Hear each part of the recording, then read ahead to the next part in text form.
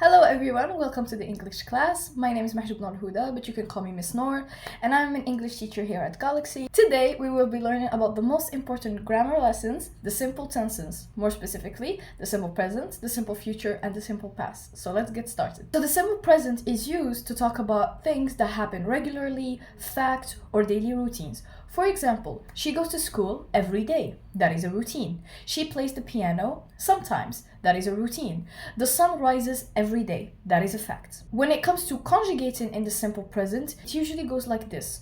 Pronouns like he, she, and it, we add the s. For example, he walks, she plays, it walks. But the other pronouns, I, you, we, they, we don't add the s and we just leave the verb as it is. I play, I run, you come, you go, etc. So now moving on to the simple past. Now, when we talk about the simple past, we talk about actions that happened in the past and they are finished. For example, I watched a movie last night. So when we see last, we automatically know that the sentence is in the past.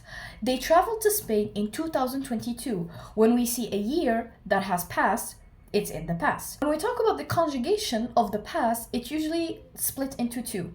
There are regular verbs and irregular verbs. Regular verbs are those words that they stay the same, but you add ed at the end. For example, I walked to school today. I walked to school yesterday. We add the ed to walk because it's a regular verb. But the second type of verbs are irregular verbs. Irregular verbs are those verbs that change completely once you conjugate them in the past. For example, I eat my breakfast today. I ate my breakfast yesterday. So eat turns to ate, and even the spelling changes from EAT to ATE. I get a lot of questions from students asking me how do they know if a verb is regular or irregular, and the answer to that is practice. You have to practice every day. You have to read books, watch movies, watch YouTube videos to know when a verb is ed form, regular or irregular changes completely, because it's all about practice. And lastly, the last simple tense in the English language is the simple future. So in the simple future, we use it to talk about things that happened later or in the future. So for example, I will call you tomorrow. As you notice, we add will plus the verb in the infinitive. I will call you. She will visit.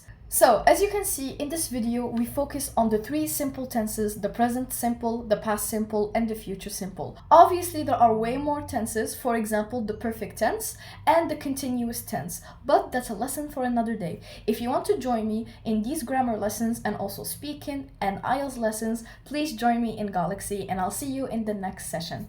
Goodbye!